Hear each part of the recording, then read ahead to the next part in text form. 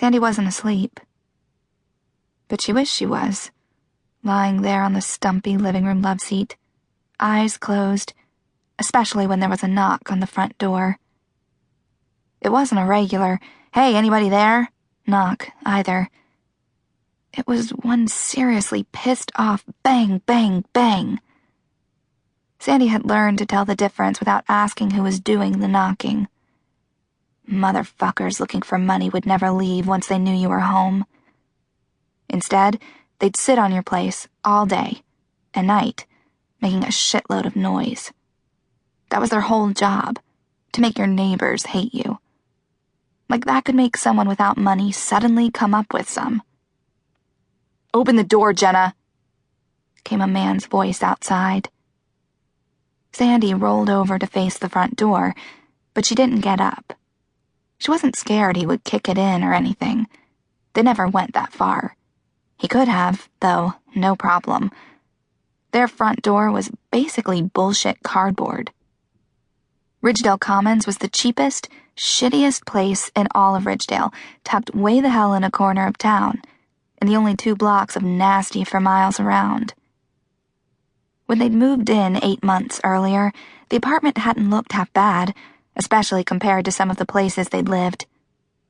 But as it turned out, the okay part of Ridgedale Commons was paper-ass thin. The place fell to shit overnight. "Come on, Jenna," came the voice again. Closer this time, sounding like his sweaty face, their faces were always sweaty, was pressed against the door. "I know you're in there." Now, that right there, total load of shit. There was no fucking way he, whoever he was, could know that. Sandy didn't even know that.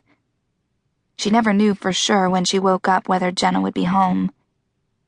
Most of the time she was, but Sandy had learned a long time ago to sleep through whatever noises came in the middle of the night. She lifted her eyes toward Jenna's bedroom door.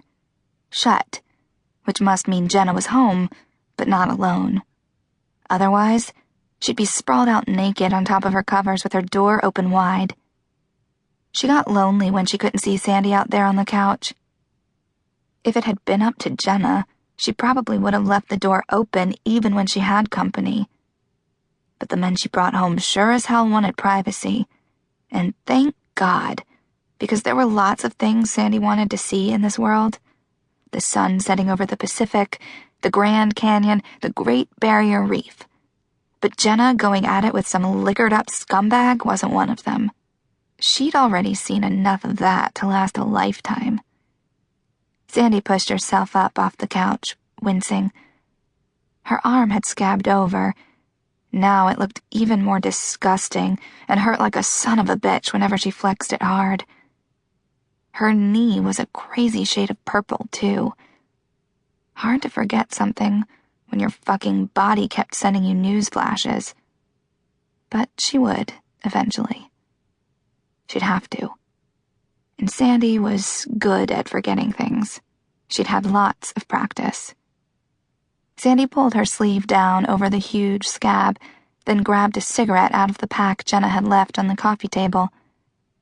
Sandy wasn't a huge smoker, wasn't even sure she liked it, but there were times that called for a cigarette.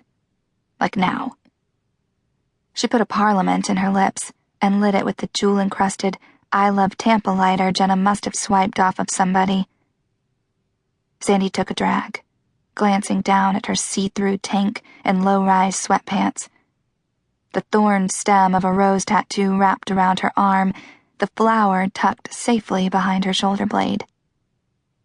She twisted her long, straight black hair into a knot at the back of her neck, then exhaled a long stream of smoke. There were worse things than this asshole being able to see through her shirt. A free peek might be her best chance to get rid of him. Ever since Sandy had gotten tits, they'd been the main thing she had going for her. "Hold on," she shouted, so he wouldn't yell again. "I'm coming."